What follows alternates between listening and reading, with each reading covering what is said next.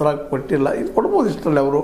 ಯಾಕಂತಂದ್ರೆ ಇದು ಘಟನೆ ನಡೆದಿನ ಸುಳ್ಳು ರೈತರು ಸ್ವತಃ ಓಪನ್ ಆಗಿ ಹೇಳೋದ್ರಿಂದಾಗ ಇವತ್ತು ದೊಡ್ಡ ಪ್ರಶ್ನೆಯಾಗಿ ಎದ್ದು ನಿಂತದ. ಮತ್ತು ಅದೇ ಕಾಲಕ್ಕೆ ಶಿವಾನಂದ ಪಾಟೀಲರು ಇದನ್ನು ತನಿಖೆ ಮಾಡಿ, ಒಮ್ಮೆ ಕೊಡಂತ ಹೇಳೋದಿಲ್ಲ, ಇದನ್ನು ತನಿಖೆ ಮಾಡಿಸಿ ಏನಲ್ಲಿ ಅದ ತೊಂದರೆ, ಪ್ರಾಬ್ಲಮ್ ಏನು, 1 ಟನ್ ಹೆಂಗೆ ಡಿಫ್ರೆನ್ಸ್ ಆಯಿತು, ಏನು ಕಾರಣ, ಒಂದಲ್ಲ 11 ಟ್ರಿಪ್ಗಳನ್ನು ಮಾಡಿದ್ದಕ್ಕೆ ಇಲ್ಲಿವರೆಗೆ 11 ಅಂದ್ರೆ ಅವ್ರು ಹೆಚ್ಚು ಕಡಿಮೆ ಒಂದೊಂದು ಏನಪ್ಪ 1 ಲಕ್ಷ ತನಕ ಇದೆಲ್ಲ ನಮ್ದು ಲಾಸ್ ಇದು ರೈತರು ಹೇಳ್ತಾ ಇದ್ದಾರೆ. 11 ಟ್ರಿಪ್ನ ಹಿಂದೆ 1 ಲಕ್ಷ ತನಕ ಆಗಿದೆ.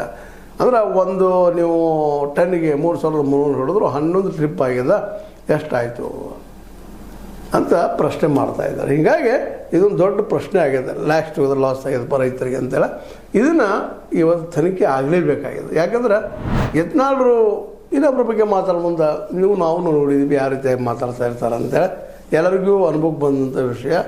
ಮತ್ತು ಇವತ್ತು ಎಲ್ಲ ರಾಜಕಾರಣಿಗಳು ಭ್ರಷ್ಟ ಇದ್ದಾರೆ ಅನ್ನೋದು ಅಷ್ಟು ಸತ್ಯ, ಸುಳಿನಲ್ಲ, ಭಾಳ ಇಷ್ಟ. ಮತ್ತು ಹಂಗಂದ್ರೆ ಎಲ್ಲರೂ ಭಾಳ ಪ್ರಾಮಾಣಿಕ ಸಿಗೋದು ಭಾಳ ಅಪರೂಪ, ಎಲ್ಲರೂ ಇರ್ಬೋದು.